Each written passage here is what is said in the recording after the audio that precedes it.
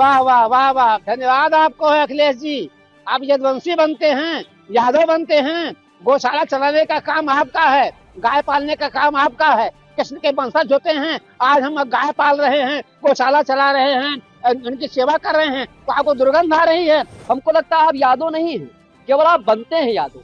आप, हमको लगता है आप किसी दूसरे धर्म को ज्वाइन कर लिए हैं। समाजवादी पार्टी भाजपा से लड़ते लड़ते कब सनातन विरोधी हो गई, इसको स्वयं अखिलेश यादव जी को आज विश्लेषण करना चाहिए। अरे वाह वाह वाह वाह, धन्यवाद आपको है अखिलेश जी।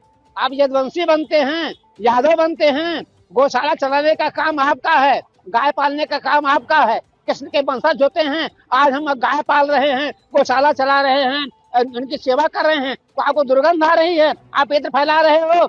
यही बुद्धि आपके पास है। आप सपा के राष्ट्रीय अध्यक्ष बने हुए हो, गाय पालने वाले को, गौशाला पालने वाले को आप दुर्गंध फैला रहे हैं। आप जो है इत्र बेच रहे हो। कन्नौज, मुझे पता है कि इत्र में कितना घोटाला हुआ था, कितना आप लोगों ने किया था। आप सांसाई भाषा बोले हो, कभी राणा सांगा को उल्टा सीधा बोले हो, कभी औरंगजेब औरंगजेब को तरफदारी करे हो। अरे धन्य है अखिलेश जी, बुद्धि ठीक हो जाए। मैं तुमसे प्रार्थना करता हूँ, एक बार अयोध्या में आ जाओ, हनुमानगढ़ी में जाकर प्रणाम करो, राम जी को प्रणाम करो, अपने सैफई में हनुमान जी के मंदिर में जाकर प्रायश्चित करो, तुझे कोई माफ करने वाला नहीं है। जो व्यक्ति ये कहता हो कि गौशाला में दुर्गंध आ रही है, वह व्यक्ति यादव कैसे हो सकता है? तुम यादव कैसे हो सकते हो? तुम गोपालन कैसे कर सकते हो? तेरे पास बुरी बात देने के लिए सुधर जाओ, सुधर जाओ। अब सत्ता पाने वाले आप नहीं हो। भगवान श्री कृष्ण के गौ माता से बहुत प्रेम करते थे और गौ को माता मानते थे, और ग्वाल बाल जिस तरह गौ की सेवा करते थे। और आज यादव समाज में अखिलेश यादव जी हैं और उनको गौ के गौशालों से गंध की बदबू आ रही है। वो कह रहे हैं बीजेपी गंध सूंघ रही, हम तो इत्र और सुगंध फैला रहे हैं। ये कहाँ मानसिकता गया, ये कहाँ संतुलन खो गया है उनका। उनको तो सोचना चाहिए कि हम यादव हैं, तुम इस तरह यादव हो। यादव लोग तो गौ माता और गौशाला खोलते हैं, गौ सेवा करते हैं, और तुम गौशाला के बदबू बता रहे हो। हमको लगता है आप यादव नहीं हैं, केवल आप बनते हैं यादव। आप, हमको लगता है आप किसी दूसरे धर्म को ज्वाइन कर लिए हैं, इसीलिए आपको गौशाला के जो बदबू है उसको आप गंध मारा। आप यादव नहीं है। आज से आपको मैं यादव नहीं कहूंगा अखिलेश यादव जी। आज से आप, हमको लगता है कि इस्लामिक में शामिल हो चुके हैं आप, इसीलिए इस तरह बोल रहे हैं। एक सच्चा यादव कभी गौ का अपमान नहीं करेगा, गौशाला का अपमान नहीं करेगा।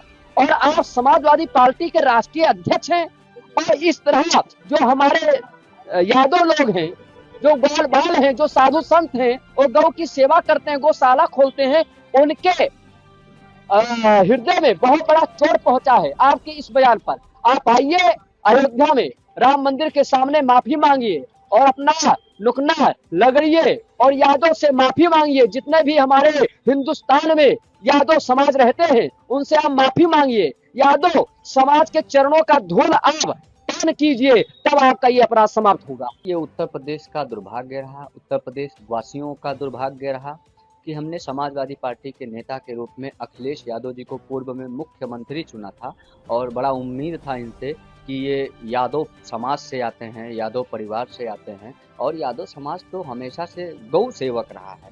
यादव समाज को तो गौ पालक कहा जाता है, गौ सेवक कहा जाता है, गौ रक्षक कहा जाता है। इस प्रकार की अपेक्षा नहीं थी कि जब सत्ता से बाहर होंगे तो इस प्रकार की बयानबाजी करेंगे। समाजवादी पार्टी भाजपा से लड़ते लड़ते कब सनातन विरोधी हो गई, इसको स्वयं अखिलेश यादव जी को आज विश्लेषण करना चाहिए। जिस प्रकार से वो साधु संतों के ऊपर अपमानजनक बयान दे रहे थे, प्रभु श्री राम पर अपमानित बयान दिया जा रहा था, अब उसी लाइन में एक कदम आगे बढ़ते हुए मैं मानता हूं कि ये सर्वाधिक यादव समाज को ही पीड़ा देने वाला बयान है कि गौशाला से दुर्गंध आता है। और भाजपा ने यदि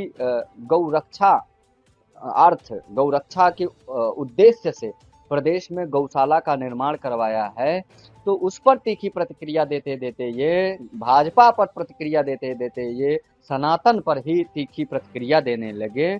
और मैं मानता हूं कि न सिर्फ उत्तर प्रदेश बल्कि भारत के हर घर में गौ सेवक पाए जाते हैं और भारत के हर घर में गौशाला होती है। हमारे यहाँ तो जब पूजा पाठ होता है तो गौ माता के गोबर से घर को लीप के पवित्र किया जाता है और उसके खुशबू से पूरा घर जो है सुगंधित हो जाता है और पूरे घर में सकारात्मक ऊर्जा का संचार होता है। लेकिन दुर्भाग्य है कि ये तथाकथित नेता जिन्हें हम बड़े बड़े पद पर बैठा देते हैं, वही नेता हमारी गौ माता पर, हमारे गौ सेवकों पर, गौशालाओं पर और उन राजनीतिक पार्टियों पर भी जो सनातन की कहीं ना कहीं सेवा करने की इच्छा रखती हैं, उस पर तीखी प्रतिक्रिया देते हैं।